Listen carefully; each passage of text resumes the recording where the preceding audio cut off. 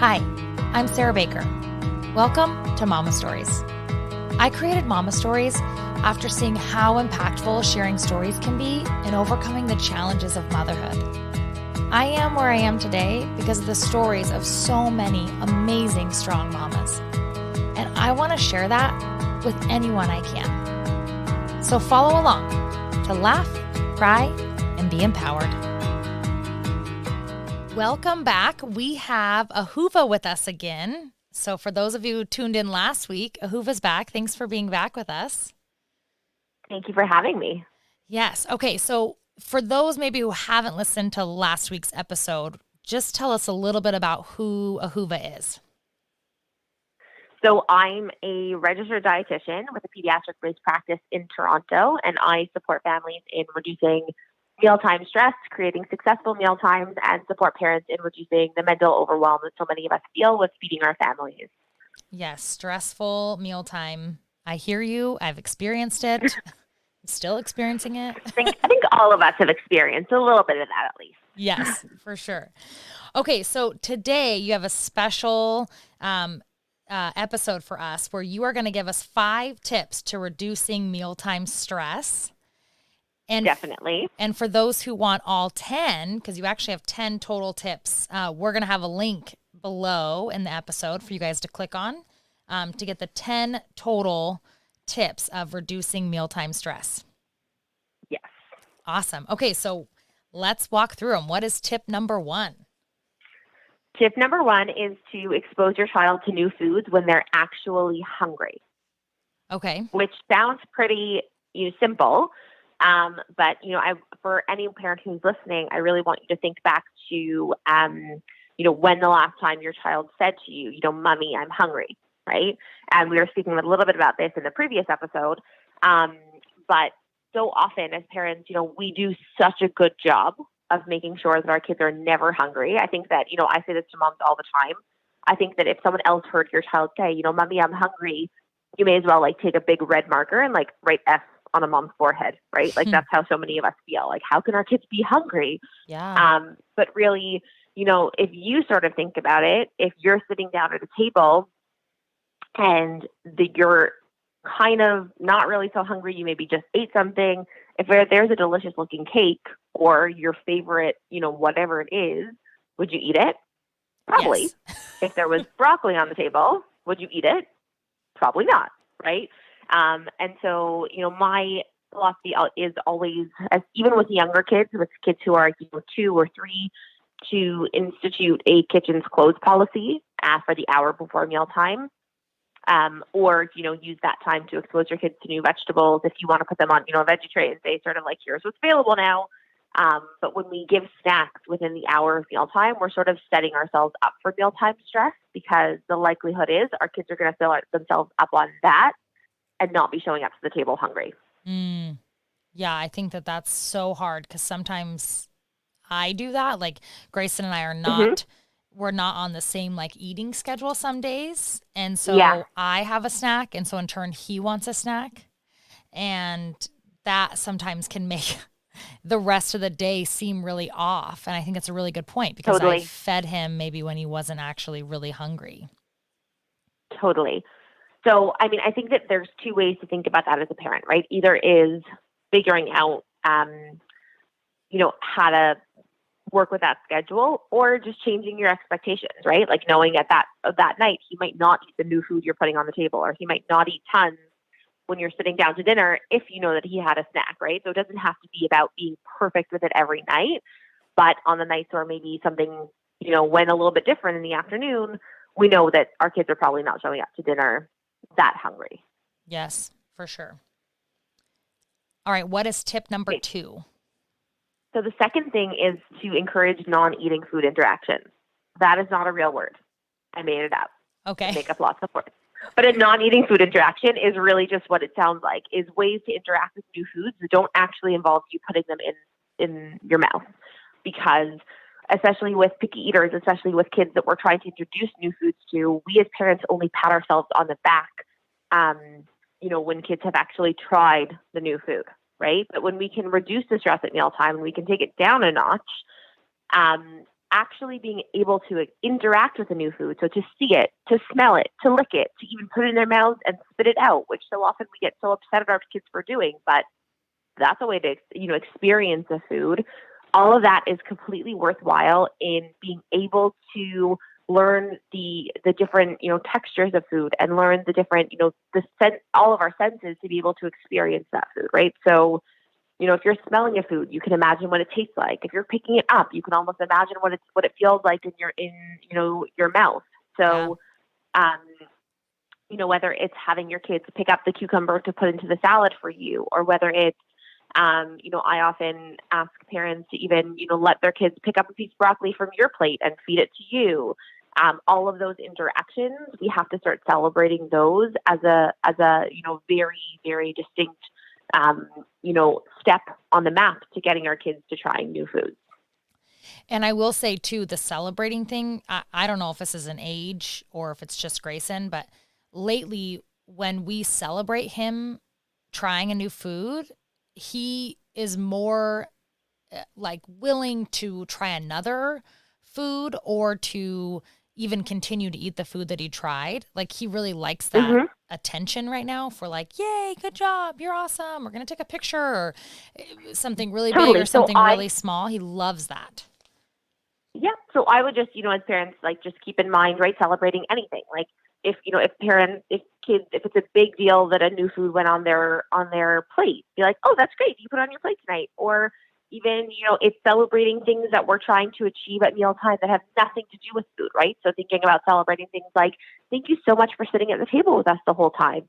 You did such a great job sitting. You did such a great job, like using your napkin so nicely. You did such a great job holding your water cup with two hands, like mommy told you to, right? All of those things just reinforce the idea that the table is somewhere that you want to be. And that it's a comfortable place to be, as opposed to a place where you keep on as a kid getting reminded, like, don't pick up your cup like that. Don't wipe your, all of those things that as parents we all still say, right? That's true. Yeah, for sure. Okay, what is tip number 3? Tip number 3 is allow your kids to make a mess. And this is such a difficult one for so many families. But making a mess is okay. And often, kids know that we can do things better than them, right? I don't think it's a secret to a lot of kids that, like, I'm more efficient at doing a lot of things than my children are, right? Because they're still learning skills, right? Yeah. So they don't need to be reminded that, we can get the fork into their mouth easier than they can. And so often we as parents try and preempt the mess and clean up the mess and I'll just do it for you because there's going to be a mess. And the mess is really important in terms of learning and in terms of just giving the kids the freedom to have fun with the food that they're eating. So really just embracing the mess. Like I encourage parents to not, unless you have a child who is bothered by being dirty. Some kids, really are. My kids don't seem to care, hands off until the end of the meal. And then you can, don your hazmat suit and clean up the whole area if you want to, but wait until the end of the meal to clean up a mess instead of, getting involved right away and trying to clean up after every single bite. Yeah. Grayson does not care about being messy when it comes to food. But he's very funny about getting messy any other way. But with food, he really loves to just sit in it. And that's hard. Totally. It's hard not to clean that up.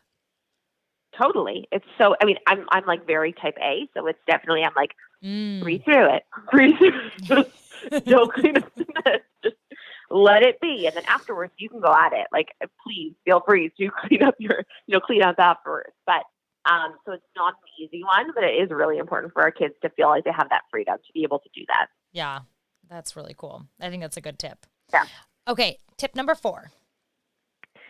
Get rid of your screens, which is a really big one for a lot of parents. And a lot of parents will say, but my child eats so much better when they're in front of a screen, right? Like I can put anything in front of them, right? And that's true. But I always, ask parents, I call it the popcorn preview phenomenon. Again, word that I made up. But I always say there's only two people who show up to a movie, right? That we've all done it. Like you buy the extra large, like jumbo. They don't even advertise it on the screen size popcorn, like the one you have to ask for. And they bring out the big buckets in the back. And you sit down to a movie and you're like, this is fantastic. It's going to last me the entire movie. It's amazing. I'm going to enjoy every bite. And before the previews are even done, the popcorn is gone. And you're like, excuse me, who stole my popcorn? I need to file a complaint with the movie theater because you don't even remember eating it. Or you get so distracted by the movie that you haven't had any of your popcorn until the end, right? There's only two different kinds of people, but it becomes really hard to listen to your tummy and see, how much food do I actually need, and what am I even actually eating, right? When you're watching a screen. So while you might be able to get carrots into your child when they're in front of a screen, they didn't even remember that you got them into them, right? Or that they ate them. And what we're really looking for kids is not only did they eat them tonight, but have they learned about that food enough that maybe in 10 years they're still going to be eating it, Yeah. right? So that doesn't happen in front of a screen. Okay. So if we're consistently eating meals in front of a screen, in order to bring a better and more successful mealtime, my tip would be to get rid of the screen as much as possible. Yeah. I will say Grayson eats breakfast sometimes and watches a show. And that is a really good tip because there are days when breakfast is pretty easy for Grayson. We don't really introduce a lot of foods then, but there are times he won't eat very much, and then he does end up snacking throughout the day more. And I bet if I paid attention, it's because it was a new show or he was super interested. And it's not that he wasn't hungry, it's just that he didn't eat it. And so then it kind of sets the whole day up for a spiral with food. That's a really good tip. Exactly.